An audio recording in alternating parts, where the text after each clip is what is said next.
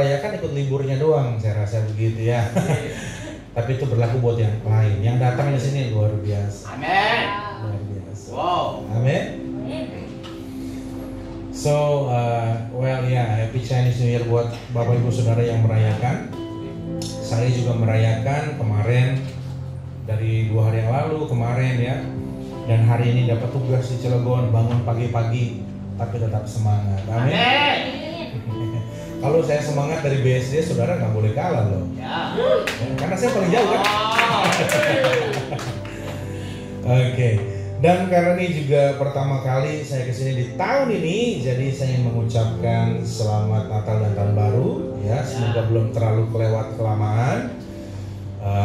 Dan kita hari ini juga mau bicara sedikit, saya mau sedikit menyinggung kisah bukan seorang tapi 2 orang yang bernama Simeon dan Hana, saudara. Ini adalah 2 orang yang sebenarnya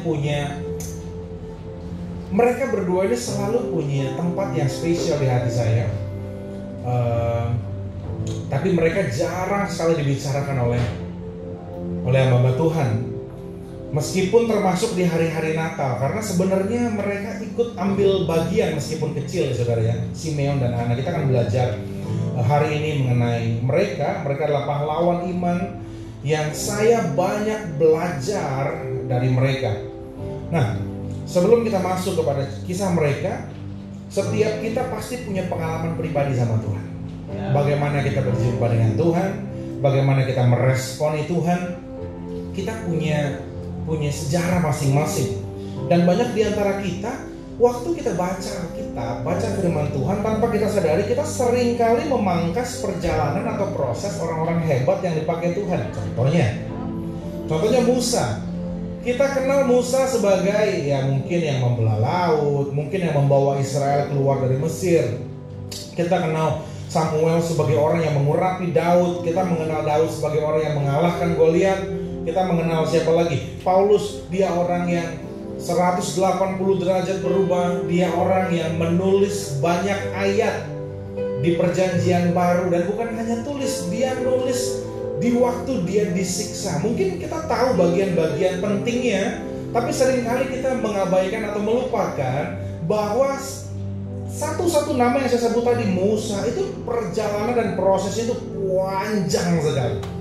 Tapi mungkin kita mengkompres itu menjadi yang kita ingat apa, yang keren apa begitu ya. Padahal setiap kisah mereka tuh lika-likunya panjang dan sangat bisa memberkati kita kalau kita pelajari. Nah, hari ini kita mau melihat kondisi Simeon dan Hana dan berusaha berempati dengan struggle mereka, dengan pergumulan mereka dari dekat. Nah, sebelum masuk lagi juga ke Simeon dan Hana, saya mau sedikit membuka kisah di Matius tentang khotbah di atas bukit. Nanti kalau masih ada waktu saya akan bacakan ya. Kisah Yesus mengajar di atas bukit itu banyak sekali hal yang Yesus ajarkan buat kita. Banyak sekali kalau saudara buka ya. Misalnya bagaimana kita berespon atau menanggapi ketakutan, worry, anxiety, khawatir, kecemasan. Itu semua merupakan emosi yang datang dalam hidup kita yang tujuannya satu, saudara. Kita mengalami ketakutan, kecemasan, apalagi khawatir. Itu tujuannya cuma satu, yaitu mendistract saudara dan saya dari rencana Tuhan.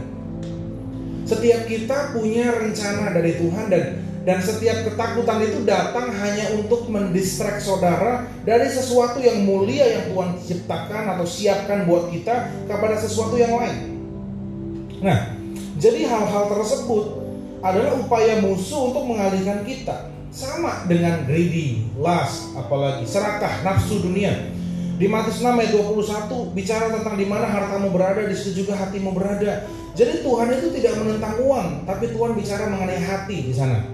Ya, jadi baik ketakutan, keserakahan, semua sama aja bahayanya karena tujuan utamanya satu, membelokkan saudara dan saya dari rencana Tuhan. Nah, kalau musuh tidak bisa membelokkan kita, perhatikan baik. Kalau saudara dan saya adalah orang yang dimuridkan, kita orang yang belajar, kita orang yang dididik takut akan Tuhan, sehingga saudara tahu saya harus hidup benar, saya harus hidup kudus. Nah, pada waktu iblis tidak bisa membelokkan value saudara, tidak bisa membelokkan nilai saudara, Maka yang dia lakukan adalah dia menambah nilai sampai over. Kasarnya begini, gampangnya. Kalau lu gak bisa dibelokin, lu dijorokin sampai jatuh. Itu kasar. Jadi kalau kita biasa hidup kudus, dan iblis gak bisa membuat kita menjadi najis. Kita berbisnis dengan baik, iblis gak bisa membuat kita menjadi berbisnis yang kotor. Maka kita akan didorong terus dengan label bisnis, dengan label pelayanan, dengan label apapun, jadi over, sehingga kita melakukannya meskipun kita melakukan pekerjaan. Saya mau tanya, kerja berbisnis itu baik atau enggak? Lo baik. Di 2 Tesalonika 3:10 dikatakan kalau nggak kerja jangan makan. Tapi karena iblis nggak bisa belokin saudara yang bekerja, akhirnya saudara ditambah nilai mengenai pekerjaannya sampai melebihi firman Tuhan. Maksudnya apa? Contohnya apa? Kita bekerja, kita berusaha bukan lagi karena kita mengasihi Tuhan, tetapi karena sudah menjadi buta dan mencari keuntungan semata. That's why banyak orang yang bekerja, banyak orang yang berbisnis meninggalkan, mengabaikan keluarga. Dia berbisnis dengan label bisnis, dengan label mau mencari keuntungan. Maksudnya iblis mendorong. Kalau nggak bisa dibelokin, didorong tuh artinya gara-gara bisnis mulai jadi nggak ikut carousel, gara-gara bisnis nggak datang ke gereja, gara-gara bisnis saudara tidak berfungsi sebagai suami ataupun istri. Saudara nangkap sampai sini ya. Kalau iblis nggak bisa belokin saudara, dia akan dorong saudara sampai saudara offside.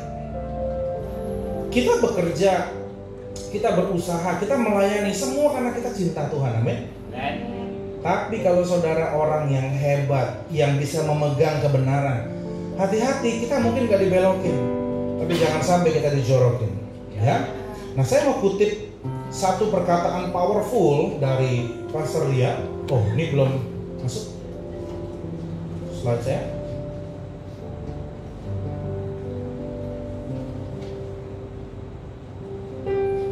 Ini bukan punya saya. Dikatakan first a Christian, then a ...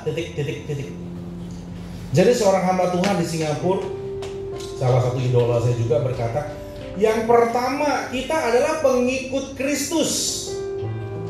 Baru, ini judul saya, Refocus 2024, ya. Jadi 2024 saudara, kita nggak bisa mengalami janji Tuhan kalau saudara nggak berjalan dengan fokus. Nah, saya akan dampingi saudara fokus seperti apa yang Tuhan mau. Nah, dikatakan demikian, first a Christian, then saudara perhatikan baik. Kita ini yang pertama, selalu yang pertama adalah pengikut Kristus dulu. Saudara dan saya punya banyak label.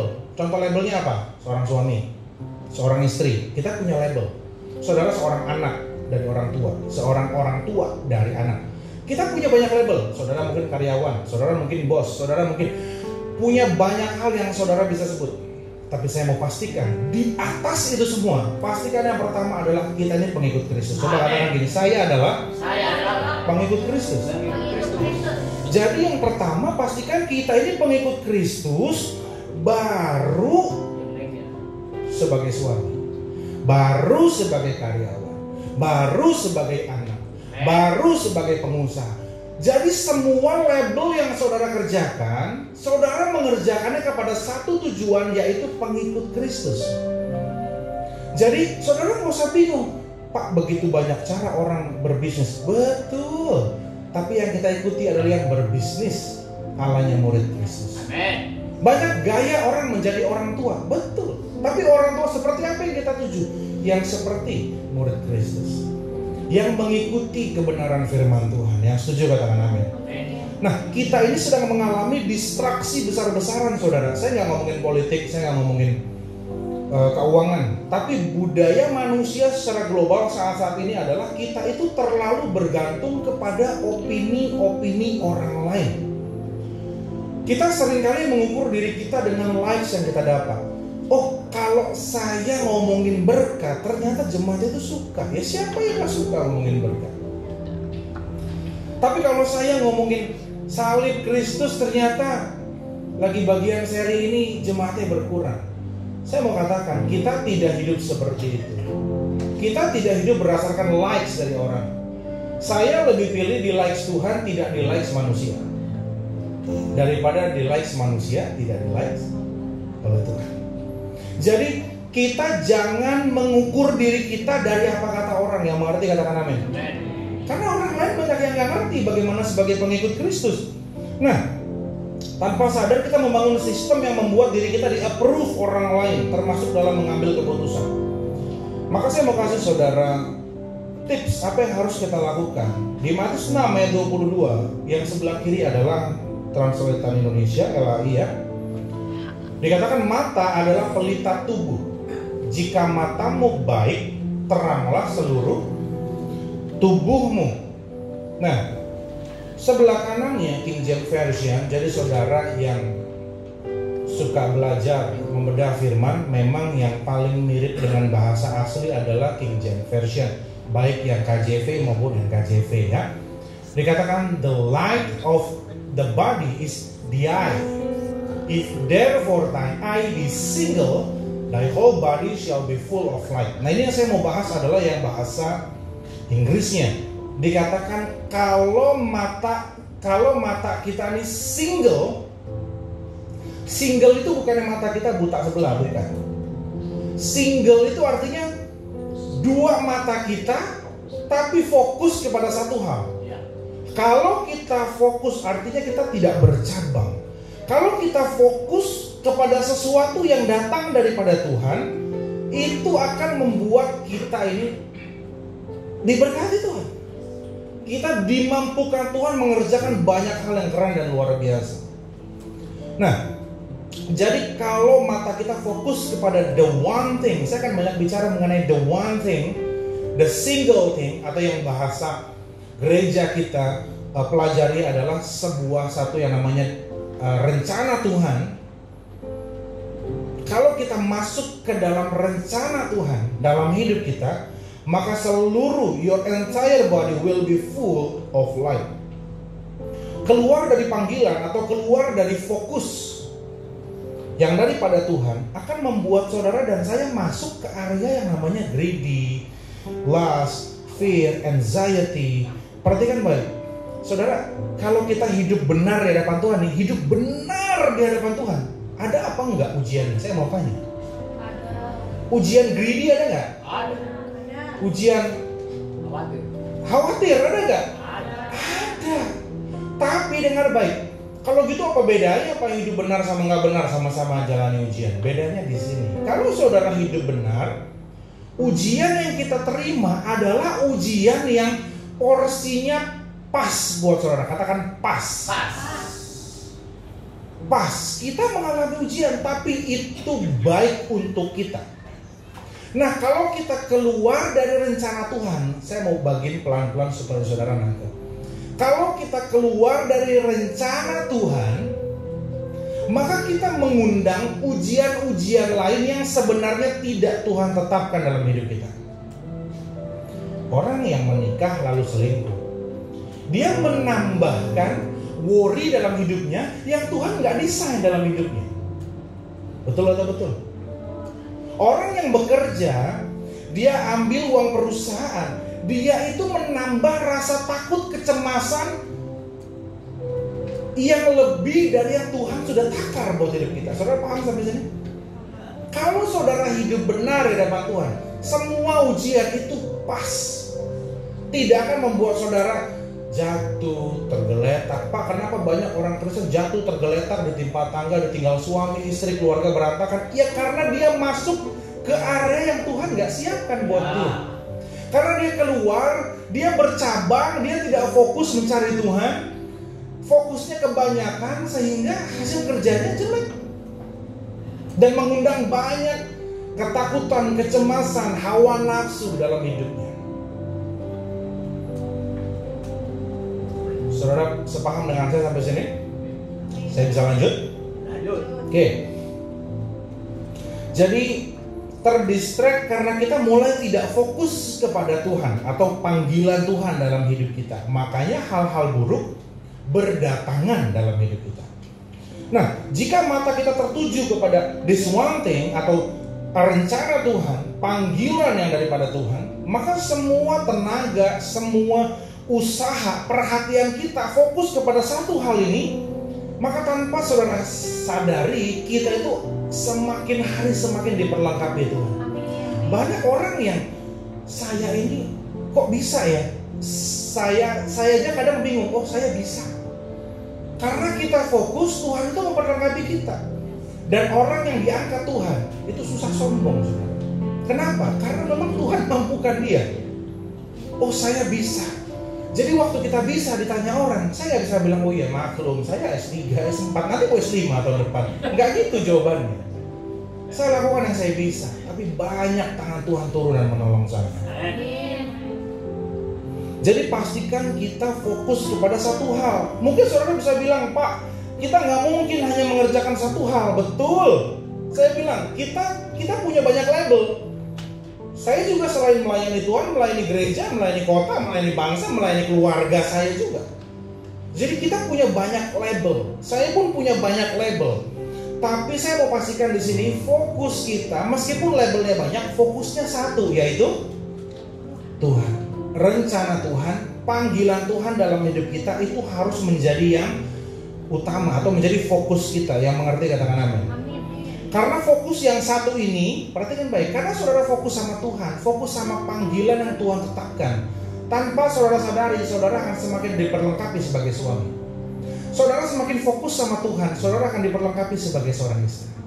Saudara hidup takut akan Tuhan, saudara tanpa saudara sadari, kamu akan diperlengkapi Tuhan sebagai seorang bisnismen. Kita menjadi liar karena kita pikir kita bisnismen, kita mencari cara bisnismen lain. Kalau untung gimana caranya? Kamu udah keluar dari rencana Tuhan. Waktu kita fokus sama Tuhan, tanpa kita sadari, kita diperlengkapi sebagai label-label yang lain. Saudara bisa sebut, saya ngomong label karena setiap kita berbeda. Ada yang guru, ada yang sekolah, karyawan. Kita punya banyak label. Semakin kita fokus sama satu tujuan, label yang lain akan dijaga Tuhan. Tapi kalau saudara kehilangan satu fokus yang utama dan saudara fokus kepada 5 label saudara, apa aja sih? Suami, misalkan, atau istri, karyawan, apalagi sih? Sebagai apa lagi? Ketua Kersel, layanan, apalagi? Saudara punya banyak label. Kalau fokus sama yang lain, RT, jadi RT mungkin, caleg mungkin. Kalau saudara fokus sama yang 5 dan tidak kepada yang satu, saudara bertanggung jawab sendiri atas hidup. Tapi kalau kita fokus sama yang satu, 5-nya akan dijaga Tuhan. Amin. Nah, kuncinya ada di satu yang kita tuju ini. That's why saya bangga menjadi bagian dari WTC. Kenapa? Karena kita diajar fokus sama Tuhan, sisanya adalah bonus. Kalau kita fokus sama Tuhan, semua yang kamu cari itu akan dijagai dan diberikan kepada Tuhan. Dengan kita mencari bahagia, mencari uang, mencari ketenaran, itu yang membuat greedy, lust, fear, anxiety masuk dalam hidup kita. Makanya gak usah pusingin likes dari orang lain. Saya gak pernah pusingin. Ya kalau saya sebagai label hamba Tuhan, pendeta, berapa banyak jiwa yang kita gembalakan, itu kan yang sering menjadi likes kita. Saya selalu set hati saya gak, bukannya nggak peduli dalam arti ya mau 1, mau 1000. Saya peduli dengan setiap jiwa yang Tuhan percayakan dalam pelayanan saya. Tetapi saya tidak pernah hitung-hitungan, nggak pernah saya itu, kalau belum 10.000 saya kayaknya belum ini, belum itu. No, saya mau kerjakan yang terbaik dengan berapa jiwa yang Tuhan percayakan dalam hidup saya. Dan saya nggak mau bagaimana saya melayani ditentukan oleh likes orang lain. Nah, salah satu orang yang hebat di Alkitab, perhatikan nih, namanya Salomo. Salomo, dia menjadi raja dan suatu malam waktu dia tidur, dia mendapatkan sebuah mimpi. Mimpi itu saudara sangat subjektif. Jadi saudara, mimpi itu bisa dipengaruhi oleh kita. Kita bisa mempengaruhi mimpi kita. Kita punya andil di dunia mimpi kita. Maksudnya apa? Seringkali mimpi itu terbentuk dari value yang kita punya dalam hidup kita. Contohnya, kalau orang tuh benci sama Tuhan Yesus, ya dia bisa mimpi bahwa Yesus itu bukan Tuhan, misalnya begitu ya. Karena dia benci sama Tuhan Yesus. Jadi kalau kita habis dikejar anjing paginya, malamnya mimpi dikejar anjing, ya bisa terjadi. Karena value kita mempengaruhi mimpi kita. We contribute to our dream. Nah, yang terjadi di sini adalah Salomo, dia ini adalah orang yang sangat sadar bahwa dia butuh Tuhan. Ini yang kita perlu tiru. Sampai tidur pun dia bawa value itu. Salomo tulis di Kidung Agung 5 ayat 2a, dikatakan, aku tidur, tetapi hatiku bangun. Dia mau istirahat dengan satu kerinduan. Jadi dia mau tidur aja nih. Dia sadar, Tuhan, aku ini butuh Tuhan untuk menjadi pemimpin yang bijaksana dan takut akan Tuhan. Sehingga Tuhan hadir dalam mimpinya. Dan di dalam mimpi itu terjadi dialog. Tuhan ngobrol sama Salomo. Tuhan kasih sesuatu kepada Salomo di waktu dia mimpi. Jadi saudara jangan berpikir.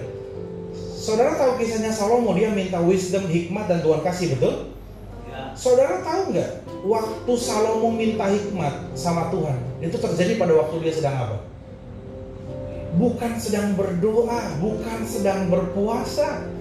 Tetapi kita baca 1 Raja-Raja 3. Kalau saudara nanti di rumah punya waktu, baca 1 Raja-Raja 3 ayat 4-15. Tapi supaya kita menghemat waktu, di sini saya bacakan 1 Raja-Raja 3 ayat 5-9 dulu. Saya bacakan ya.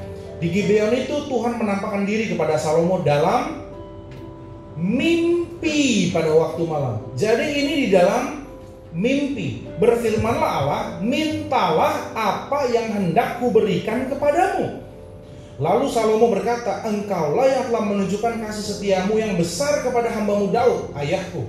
Sebab ia hidup di hadapanmu dengan setia, benar, dan jujur terhadap engkau. Dan engkau telah menjamin kepadanya kasih setia yang besar itu dengan memberikan kepadanya seorang anak yang duduk di tahtanya seperti pada hari ini. Maka sekarang ya Tuhan, Allahku, engkaulah yang mengangkat hambamu ini menjadi raja menggantikan Daud ayahku, sekalipun aku masih sangat muda dan belum berpengalaman. Demikianlah hambamu ini berada di tengah-tengah umatmu yang kau pilih, suatu umat yang besar yang tidak terhitung dan tidak terkira banyaknya. Maka berikanlah kepada hambamu ini hati yang faham menimbang perkara, untuk menghakimi umatmu dan dapat membedakan antara yang baik dan yang jahat. Sebab siapakah yang sanggup menghakimi umatmu yang sangat besar ini? Perhatikan, dialog ini terjadi pada waktu Salomo sedang tidur.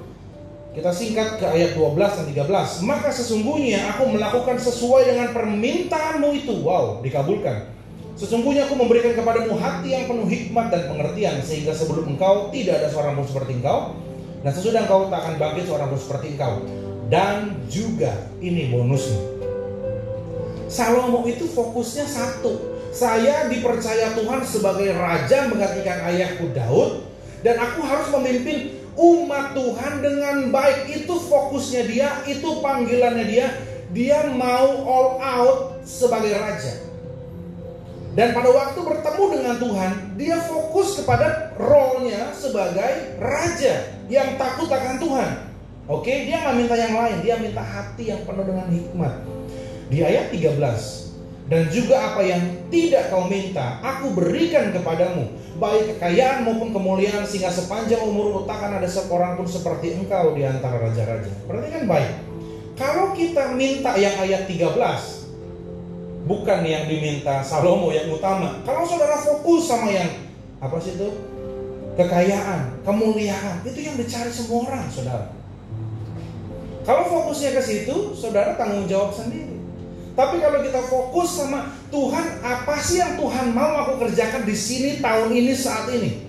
Kalau saudara fokus sama itu, semua yang saudara nggak minta, tetapi saudara butuhkan, Tuhan pasti sediakan. Kegiatan dialog Salomo meminta hikmat itu terjadi dalam mimpi dan Tuhan mengabulkannya, saudara. Jadi bahkan di dalam tidur pun kalau orang itu fokus, wow dahsyat. Tidur pun kalau hidupmu fokus kepada panggilan, sesuatu yang besar bisa terjadi. Tuhan bisa percayakan sesuatu yang besar bahkan melalui mimpi. Salomo fokus kepada alasan dia hidup memimpin umat pilihan Tuhan. Maka dari itu saya percaya, saudara, saya percaya. Kalau WTC, kalau saudara yang udah lama di WTC, kita dari awal disuruh bangun rumah sakit, banyak orang yang gak percaya. Tapi karena ini, ya kalau saya boleh kesaksian ya, karena Pak Wiryo itu Beberapa kali juga ditanyain Tuhan itu atau dikasih satu perintah pada waktu dia sedang tidur, atau dia dibangunin di tengah malam. Pada waktu diminta bangun rumah sakit, dimulainya dari klinik. Tapi setelah sekian tahun, jadi nggak rumah sakitnya? Jadi. Waktu kita disuruh kasih makan kota, dimulai dari 4 greenhouse kecil, saudara. Tapi sekarang jadi house of bread yang begitu besar dan bisa memberkati gereja maupun pemerintah yang ada di sekitarnya. Nah, kalau sekarang yang terakhir tahun lalu, malah kita lagi tidur dibangunin Tuhan untuk bangun bank. Saya mau tanya sama saudara, mungkin buat kita sekarang, wah apa iya bisa? Tapi kalau kita lihat bagaimana sejarah Tuhan menolong gereja kita, saya mau tanya sama saudara, kira-kira nanti WTCB bisa jadi atau enggak? Bisa jadi apa enggak? Bisa. Meskipun dimulai dari koperasi, semua kayak gitu, saudara. Semua, kalau kita fokus, saudara itu mudah mengenali tanda atau sign dari Tuhan. Kalau disuruh bangun rumah sakit, kok bangunnya klinik buat orang lain? Nggak benar nih, nggak sesuai, belum sanggup, belum bisa. Tapi kalau orang itu fokus, klinik itu cikal bakalnya rumah sakit. Kalau orang itu fokus, kalau gembala kita nggak fokus, disuruh bangun rumah sakit, terus gereja bangunnya klinik, mungkin gak akan diurusin, salah, kurang. Kita bangun rumah sakit, padahal ternyata setiap klinik demi klinik itu yang membangun kepercayaan diri kita. Kita belajar banyak dari klinik supaya waktu bangun rumah sakit kita gak banyak melakukan kesalahan, saudara. Nah, sekarang kita baca Lukas 2 ayat 25. Saudara nanti di rumah baca Lukas 2 ayat 25 sampai 38. Sekarang saya mau baca di sini Lukas 2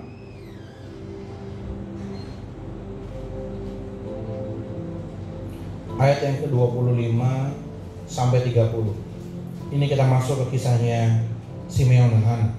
Adalah di Yerusalem seorang bernama Simeon. Ia seorang yang benar dan saleh yang menantikan penghiburan bagi Israel. Roh Kudus ada atasnya, dan kepadanya telah dinyatakan oleh Roh Kudus bahwa ia tidak akan mati sebelum ia melihat Mesias, yaitu dia yang diurapi Tuhan. Ia datang ke bait Allah oleh Roh Kudus ketika Yesus anak itu dibawa masuk oleh orang tuanya untuk melakukan kepadanya apa yang ditentukan hukum Taurat. Ia menyambut anak itu dan menatangnya sambil memuji Allah, katanya, "Sekarang Tuhan, biarlah hamba-Mu ini pergi dalam damai sejahtera sesuai dengan firman-Mu, sebab mataku telah melihat keselamatan yang daripada-Mu." Mengenai Simeon, jadi dia diminta Tuhan, hidupmu udah jangan ke kiri dan ke kanan, hidupmu adalah mengawal lahirnya Mesias. Dan ini saya katakan, biasanya untuk mengawal kelahiran Mesias kita hanya banyak bahas kisah mengenai Maria, bicara mengenai Yohanes Pembaptis. Tapi ternyata dari sisi yang lain ada 2 nabi yang Tuhan perintahkan. Yang pertama adalah Simeon. Kamu gak usah ngapa-ngapain, udah tugas kamu adalah berdoa dan memastikan mengawal Mesias itu akan datang. Oke? Dan yang kedua adalah Hana, ayat 36-37. Lagi pula di situ juga ada Hana, seorang nabi perempuan, anak Fanuel dari suku Asia. Ia sudah sangat lanjut umurnya.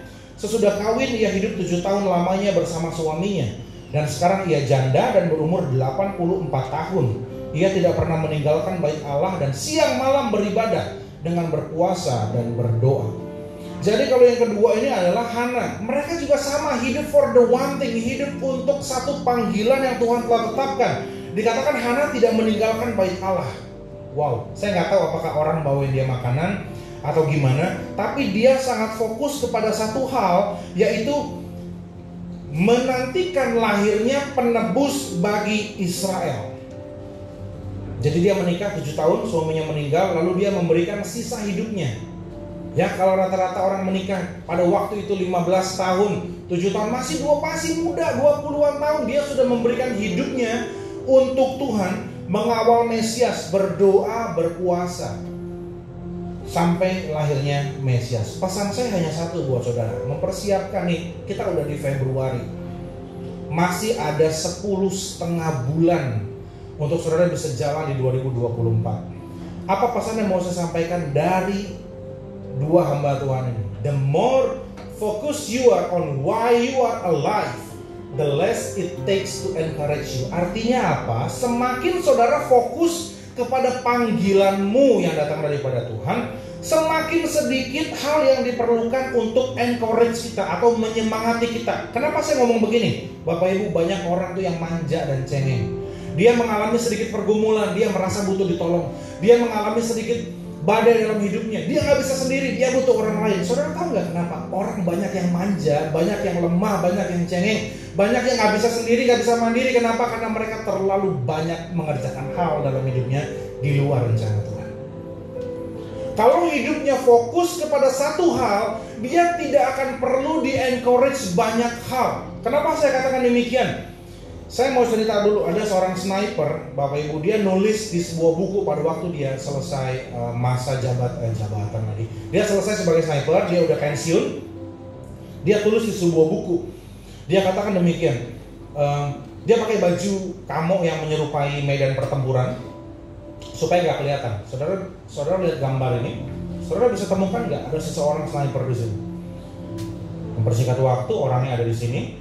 Ya, dia pakai baju selalu yang menyerupai medan pertempuran. Supaya apa? Supaya nggak kelihatan. Dan dia nulis di bukunya, saya dari sini, misalnya dari tempat saya berdiri sampai ke tempat Pasabar, kalau saya jalan paling 3 detik nyampe. Tapi sniper ini bilang, saya dari sini sampai ke sana itu bisa berhari-hari. Kenapa? Supaya tidak terdeteksi oleh kamera sekalipun. Gerakannya harus pelan. Dia harus fokus sampai ke satu titik perjanjian yang teman-temannya sudah briefing. Dan saudara tahu dia ngomong apa? Mungkin dari perjalanan saya ke sini sampai ke sana, saya digigit puluhan kali binatang, dia bilang. Tapi meskipun sakit, saya tidak boleh menunjukkan saya sakit. Kenapa? Karena kalau saya ketahuan, satu kompi saya bisa mati semua. Bahkan ini yang menyentuh hati saya, dia bilang begini. Waktu saya tuh fokus, karena dia nggak punya banyak kegiatan, tugasnya cuma merangkak sampai ke tempat tujuan gitu ya. Waktu dia lihat rumput, dia bilang begini, bahasanya, dia bisa melihat. Saudara kalau lihat rumput kan ya rumput aja. Dia sampai bisa lihat rumput itu ada gergajinya banyak, helaian rumput beda-beda, karena saking berjam-jam berhari-hari cuma ngeliatin rumput. Dia bisa bedain the blade of grass, itu dia bilang. Dia sampai bisa lihat pisaunya atau gergajinya dari rumput-rumput yang ada. Jadi ada sesuatu tentang fokus, ada sesuatu tentang tujuan. Ada alasan dan pengertian kenapa saya hidup hari ini di Cilegon, hari ini di tahun ini, di bulan ini saya masih hidup karena apa? Karena apa yang harus saya lakukan? Saudara tuh punya rencana dari Tuhan. Saudara sekali lagi, mungkin saudara jadi suami, jadi ayah, jadi kakek, jadi caleg, jadi pejabat. Saudara boleh sebutkan saudara dipanggil Tuhan untuk apa. Tapi yang penting, fokuskan dulu pada satu tujuan. Saya kasih gambaran umum buat kita semua. Ini gambaran umum. Gambaran umum buat kita. Kenapa sih kita hidup? Yang pertama, I am alive to represent Jesus and to bring Him glory. Jadi kalau saudara sebagai ayah, ayah itu nomor 2. Selalu nomor 2. Karena nomor satunya adalah kita hidup untuk mewakili Tuhan dan membawa kemuliaan baginya. Jadi kalau saudara jadi ayah, jadilah ayah yang merepresentasikan Tuhan dan membawa kemuliaan bagi Tuhan. Saudara bilang saya sebagai karyawan itu selalu nomor 2. Karena nomor satunya adalah kita harus mewakili Yesus, merepresentasikan Yesus dan membawa kemuliaan. Jadilah karyawan yang merepresentasikan Yesus dan membawa kemuliaan baginya. Saudara ngerti maksud saya? Masukkan ini ke semua label yang saudara punya. Nomor satunya selalu represent Jesus and to bring Him glory. Semua yang tidak bersinggungan dengan Tuhan mungkin terkesan baik, mungkin tidak salah, mungkin menarik, tetapi hati-hati dia bisa membawa kita keluar dari rencana Tuhan. Kita bisa menyandang banyak gelar, tapi pastikan semua gelar kita ada di bawah atau satu tujuan yang sama. Coba saudara bayangkan jadi Simeon. Tuhan itu udah bilang, kamu tuh hidup hanya untuk mendoakan Israel sampai Mesias itu lahir. Tiba-tiba dia mendapat pesan tadi di ayat yang kita baca. Before you die, you will see the great deliverer. Before you die, you will see the mighty one who come to save. Bayangin ya, saudara, kalau jadi Simeon, saudara itu diminta Tuhan, kamu jadilah pendoa, semua yang kamu butuhkan Tuhan sediakan, tugas kamu berdoa sampai Mesias lahir. Nah, waktu saudara berdoa sudah bertahun-tahun, tiba-tiba Tuhan bilang begini, sebelum kamu mati, kamu akan melihat yang kamu doakan itu. Dia senang apa enggak? Ya pasti senang, karena dia akan menemukan sesuatu yang dia doakan sebelum dia mati. Nah, saya tanya sekali lagi, kenapa Simeon hidup? Karena Tuhan mau menitipkan doa Mesias kepada dia. Dikatakan Roh Kudus menggerakkan Simeon untuk kebait Allah, dan dia melihat suatu anak bayi, satu anak bayi. Coba saudara bayangkan, ini yang saya katakan. Kita mau lihat pergumulan Simeon dan Hana dari dekat. Coba saya mau tanya, kalau saudara adalah orang yang ditunjuk Tuhan, kamu berdoalah sampai Mesias itu lahir. Bukan lahir, saudara, datang. Sampai penebus itu datang. Saudara kalau diminta Tuhan berdoa sampai penebus datang, saya mau tanya sama saudara, jawab jujur. Yang saudara bayangkan penebus itu seperti apa sih? Waktu penebus datang itu kira-kira akan seperti apa? Coba jawab jujur. Kamu tolong doakan agar Mesias datang bagi Israel. Pertanyaan saya, jawab jujur. Di pikiranmu, kalau Mesias datang, ini penyelamat, penebus, pembebas, dia datang, dia akan seperti apa? Coba jawab jujur. Malaikat? Pahlawan? Raja. Tapi yang Simeon lihat apa? Anak bayi. Ini yang saya maksud. Kalau hidup Simeon tidak fokus, dia tidak akan melihat bayi Yesus sebagai penyelamat. Saudara belum nangkep. Kenapa saya katakan harus fokus? Kenapa banyak orang lemah? Kenapa banyak orang butuh di-encourage? Kenapa banyak orang manja? Kalau hidupmu fokus, satu sign kecil dari Tuhan bisa menjadi pertanda yang besar. Saudara, waktu bayi Yesus lahir, itu satu kota tahu ada bayi lahir, tahu. Tapi yang sadar bahwa bayi ini adalah penebus hanya segelintir orang. Hanya Maria, Yusuf, Simeon, Hana, dan nabi-nabi Tuhan. Kenapa yang lain melihat Yesus lahir, semua orang lihat, ini ada bayi, lihat. Tapi mereka menganggap bayi Yesus sebagai bayi. Yang menganggap bayi Yesus sebagai penebus hanya orang-orang yang hidupnya fokus. Yesus datang tidak sebagai, atau Simeon itu tidak melihat the mighty deliverer. Dia nggak melihat manusia bersayap, dia nggak melihat malaikat berpedang, dia nggak melihat pasukan perang, dia nggak melihat orang yang kaya raya. Dia hanya melihat seorang bayi, dan dia melihat di dalam bayi itu ada keselamatan. Saya ulang sekali lagi. If you live for the one thing, panggilan datang daripada Tuhan. It doesn't take a lot to encourage you. Kalau Simeon itu hidupnya fokus, lahir satu bayi aja, karena Tuhan dia bilang, kamu akan menjumpai dia sebelum kamu mati. Maka mau seperti apapun wujudnya, dia tidak akan mempertanyakan. Tapi kalau orang, saudara bayangin, kalau saudara kerjain 10 hal bersamaan, lalu ada satu progres sedikit, saudara punya 10, A sampai J, yang C ini menghasilkan sesuatu, tapi kayaknya baru sedikit, kurang, lagi, kerjaan lain. Saya bisa ngerti ya maksud saya? Karena fokusmu tuh banyak, jadi hal sedikit pun saudara tidak anggap sebagai sebuah sign. Kalau saudara fokus kepada satu A, maka setiap progres meskipun kecil saudara akan perhatikan. Dan kalau Tuhan bilang kamu akan menjumpai dia sebelum kamu mati, yang dia lihat di bait Allah, siapapun itu, itulah the mighty deliverer. Tapi kalau dia nggak fokus, ini mah cuma anak kecil, bayi biasa. Mohon maaf ya, saya katakan seolah-olah pada waktu itu, waktu dia melihat bayi, seolah-olah Yesus belum bisa melakukan apa-apa, tanda kutip. Betul nggak secara manusia? Ini mah gue pencet juga hilang. Mana ada the mighty deliverer kayak begini? Tapi dia nggak melihat itu. Dia mengabaikan kata-kata orang. Ya, ini mah anak kecil biasa, anak lahir banyak, anak lahir di Bethlehem banyak, orang lahir di Israel banyak. Tapi kenapa yang ini yang menjadi the mighty deliverer?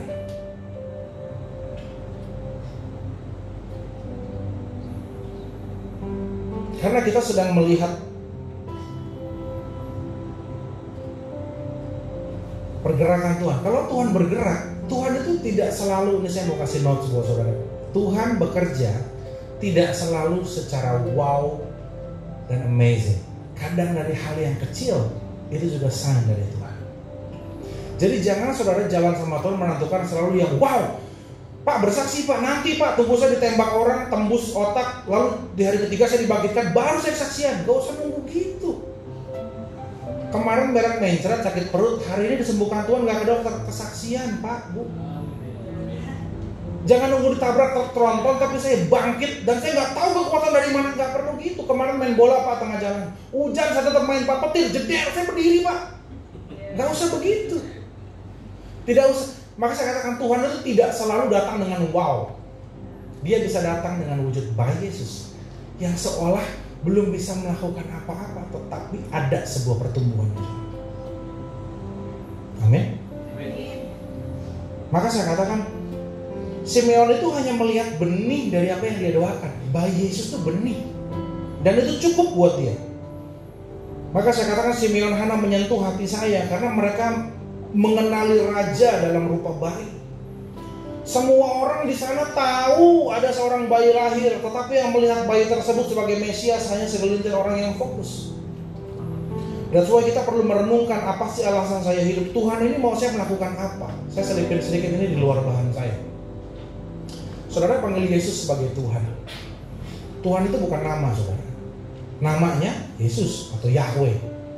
Tuhan itu sebuah jabatan. Kayak saudara panggil Pak, Bu, jabatan.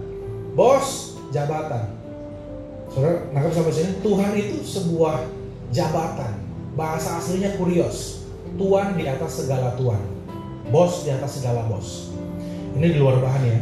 Saya mau tanya, siapa yang berani, saudara kerja, berani datang keluar ke ruangan bos dan berkata begini sama bos, bos, saya ini berdoa loh buat perusahaan ini loh bos. Tapi hasil doa saya adalah kayaknya perusahaan ini visinya mesti berubah. Dan bos ini kurang cocok duduk di sini bos. Mesti ada sedikit pergantian perubahan untuk perusahaan ini. Ada yang berani? Ada yang berani? Kenapa gak berani? Saudara gak berani ngomong gitu sama bosmu di kantor, tapi kamu berani ngomong hal itu kepada Tuhan yang kau panggil kurios, Tuhan di atas segala Tuhan. Saya mau tanya, lebih banyak kita ngasih tahu Tuhan apa yang harus dia lakukan, atau kita tanya Tuhan, Tuhan lu mau gua ngapain? Lebih banyak kita ngasih tahu Tuhan lu mesti ngapain, atau nanya sama Tuhan, Tuhan saya harus ngapain? Saudara jawab masing-masing.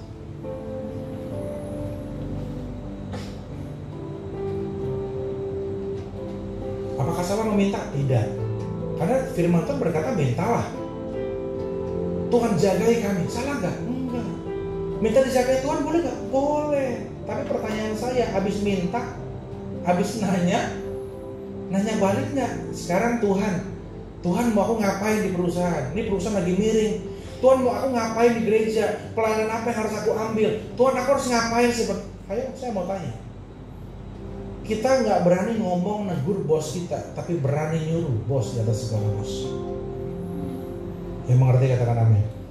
Nah, that's why meskipun kecil, kalau kita fokus, kita akan menjadikan itu sebuah tanda. Saya mau cerita soal Elia. Dia itu orang yang disuruh Tuhan menumbuhkan kekeringan di Israel, tapi juga disuruh Tuhan mendoakan turunnya hujan. Memang kadang kalau ikut Tuhan itu, ya kadang-kadang buat mata orang lain aneh. Elia disuruh menubuatkan kekeringan, Elia juga disuruh menubuatkan datangnya hujan. Nah, singkat cerita, pada waktu dia berdoa, saya mau tanya, dia itu berkali-kali berdoa, dan berdoa dia itu bukan hanya berdoa biasa loh. Kalau saudara baca, dia itu naruh kepalanya di tengah-tengah pahanya, dia doa bertalu-talu. Saudara, doa yang menantikan jawaban Tuhan itu gak gampang. Kalau saudara berdoa, saya juga berdoa tiap hari Pak, tapi kamu masih bisa makan, kamu masih bisa kerja, itu beda. Kamu cuma berdoa. Dia ini doa yang bertalu-talu, karena kalau nggak turun hujan, mati semua orang kelaparan. Jadi doanya Elia ini tergantung nih bangsa lanjut apa enggak, hidup apa enggak. Doa yang demikian di bahu dia bebannya adalah sebuah bangsa. Dan pada waktu dia berdoa, dia selalu minta sama ajudannya, bro coba lo lihat, udah mendung belum? Betul gak? Saudara tahu gak kenapa Elia gak lihat sendiri? Dia bisa gak lihat sendiri? Bisa. Tapi ini saya kasih tahu, ini hikmat yang Tuhan kasih buat saya pada waktu saya belajar firman ini. Dikatakan demikian. Terkadang lebih baik kamu nggak usah melihat. Kalau Tuhan belum kasih jawaban dan kamu lihat belum ada jawaban, kadang-kadang itu mengganggu iman kita. Betul apa betul? Dan seringkali orang mengukur mereka berdoa. Saya udah berdoa 5 tahun Pak, tapi belum ada hasilnya. Siapa yang suruh ngitung? Gak usah bangga berdoa 5 tahun tapi tidak ada hasilnya. Kenapa? Selama yang kita doakan adalah isi hati Tuhan, kerjakan. Saya gak peduli berapa tahun. Mama saya doain papa saya 20 tahun baru kembali ke rumah Tuhan. Bukan soal tahunnya, yang didoakan sesuai apa enggak. Maka saya suka mikir, kenapa Elia nggak lihat sendiri sih? Nah, kalau dibohongin gimana? Karena dia tahu kalau dia udah doakan dan dia lihat belum ada tanda-tandanya, itu kadang bisa mengurangi iman kita, saudara. That's why fokus berdoa. Dia tanya bolak-balik sama ajudannya, singkat cerita 6 kali ditanya, dia bilang belum ada nih. Tapi yang ketujuh, Elia waktu nanya, gimana? Ajudannya bilang, ada awan sekepal tangan. Saudara perhatikan, waktu ajudannya bilang ada awan sekepal tangan tuh gede apa kecil sih? Tapi jawaban Elia, ini karena dia fokus. Jawaban Elia itu saya nangis baca. Jawaban Elia adalah, let's run. It is about to rain. Lari, sebentar lagi hujan besar akan datang. Ini bedanya orang fokus sama nggak fokus. Coba kita sebagai orang Cilegon, saya mau tanya, langit terang benderang, ada satu awan kecil sekepal tangan gelap sendiri. Hujan apa enggak tuh? Nyasar awannya. Saudara bisa berkata, wah ini mau hujan nih, kalau mendung, rata, gelap semua, betul? Kenapa Elia lihat awan kecil dia berkata lari? Let's run, it is about to rain. Karena dia fokus. Saudara bisa nangkap sampai sini. Kalau hidupmu fokus, kamu nggak butuh banyak di-encourage orang. Kalau hidupmu fokus, kamu lihat awan sekepal tangan, kamu udah tahu janji Tuhan akan tergenapi. Tapi kalau dia nggak fokus, ya baru sedikit. Akhirnya teman Kersen datang, sabar Elia, sabar ya, kamu pasti bisa. Itu yang saya maksud sebagai orang yang manja. Kalau dia fokus, sedikit aja sign dari Tuhan, itu lebih daripada cukup. Saudara bisa nangkap sampai sini? Tuhan juga bisa ngelahirin Yesus sendiri, gak usah pakai Maria, gak usah pakai Simeon, Hana, bisa. Tapi itulah Tuhan kita, dia selalu melibatkan saudara dan saya di dalam rencananya yang besar. That's why bersyukur kalau kita ada dalam rencananya Tuhan. Yang setuju katakan amin. Jadi stop measuring, stop saudara ngitung. Pak udah sekian tahun Pak saya berdoa, Pak udah sekian tahun saya berpuasa. Bukan berapa lamanya, tapi kalau saudara yakin itu dari Tuhan, kerjakan. Nah,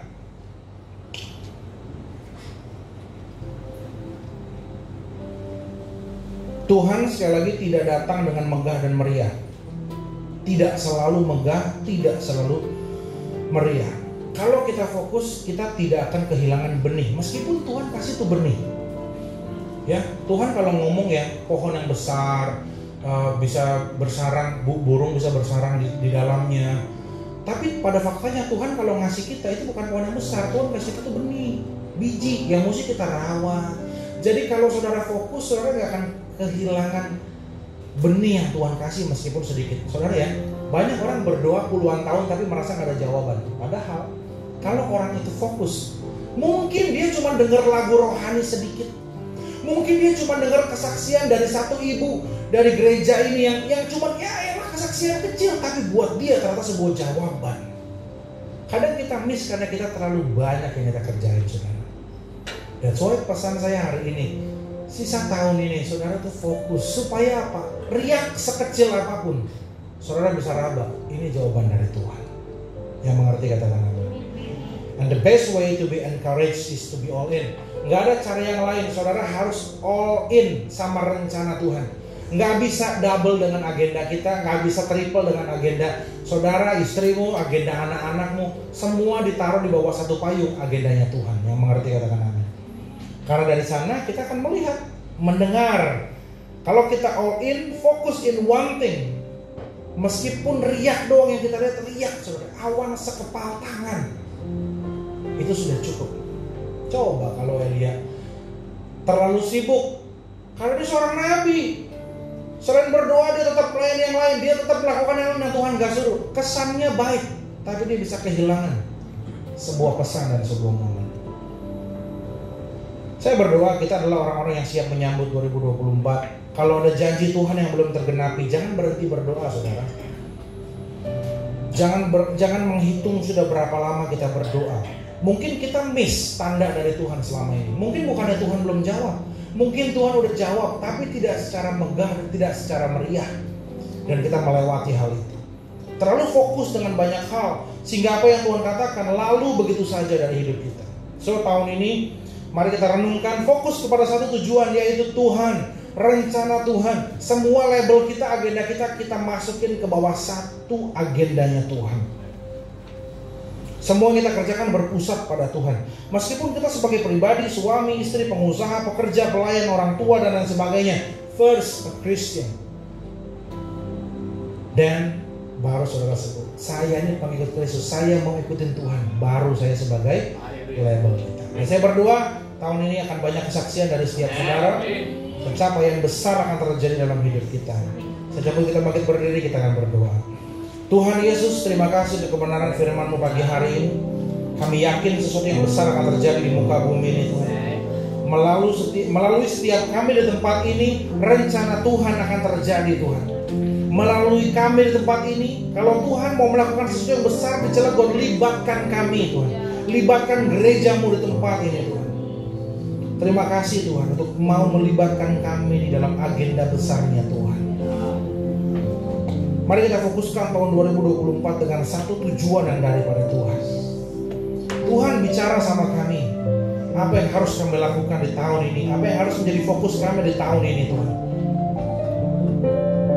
Ampuni kami kalau setiap kali kami sering terdistract, Tuhan, baik secara sengaja maupun tidak sengaja.